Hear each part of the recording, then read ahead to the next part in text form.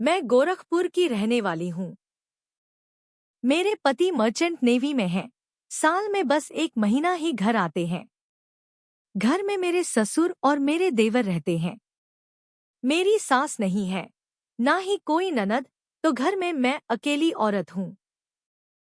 और दोस्तों, आप तो जानते ही हैं कि अकेली औरत की जिंदगी कितनी चुनौतीपूर्ण हो सकती है। एक दिन मैं अकेले में बैठकर रो रही थी, अपने पति की याद में तड़प रही थी। तभी ससुर जी आए और पूछने लगे, बेटी, क्या हुआ? क्यों रो रही हो? मैंने खुलकर कह दिया, पति की बहुत याद आ रही है। मैं यहाँ अकेली हूँ। हर पत्नी चाहती है कि उसका पति उसके साथ रहे, सुख दुख बांटे, लेकिन मेरे साथ ऐसा नहीं है। मैं अपनी बात किससे कहूँ? घर में अकेली औरत हूँ, कुछ समझ नहीं आता। मैंने आगे कहा, शादी की थी ताकि खुश रहूं, अपने पति और परिवार के साथ जिंदगी जीऊं। लेकिन यहाँ तो कोई देखभाल करने वाला तक नहीं। मैं घुट-घुट कर जिंदगी जी रही हूँ। सच कहूँ, दोस्तों, मैं अपनी जवानी के पूरे जोश में हूँ। मेरे मन में ढेर सारी ख्वाहिशें हैं, लेकिन कोई साथी नहीं जो उन्हें समझे। मैं अक्सर अकेले में किताबें पढ़ती हूँ और अपने ख्यालों में खो जाती हूँ।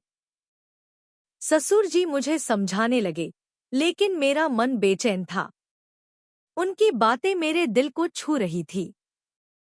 धीरे-धीरे उन्होंने मेरी पीठ पर हाथ रखा, जैसे एक पिता अपनी बेटी को सांत्वना देता है।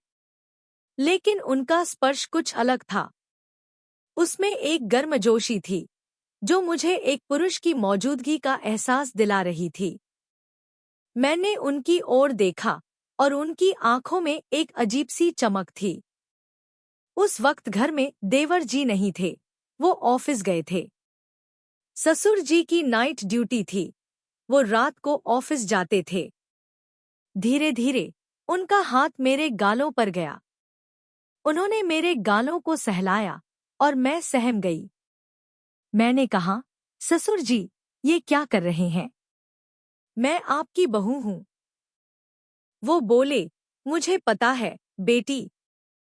मैं समझता हूँ कि एक जवान औरत को क्या चाहिए, जो अपने पति के बिना इतने दिन रहती है।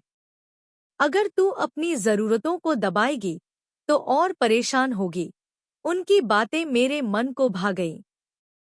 मैंने सोचा, पति का भरोसा नहीं कि कब आए।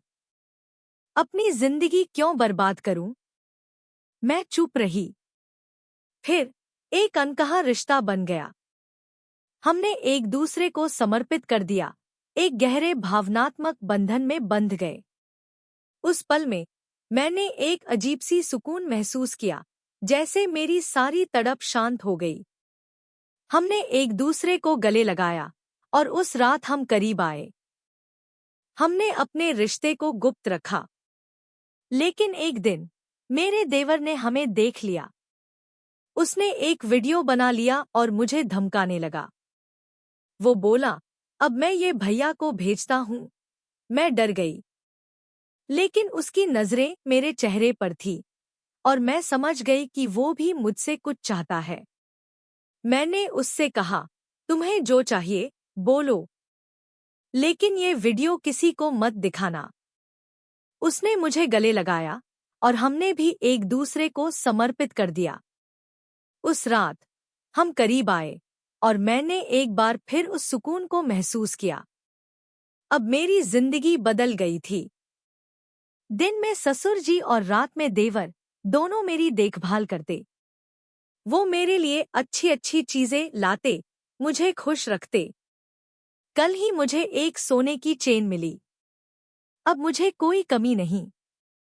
मैं अपनी जिंदगी को एक रानी की तरह जी रही हूँ। क्या आपको मेरी ये कहानी पसंद आई? अपनी राय कमेंट में जरूर बताएं।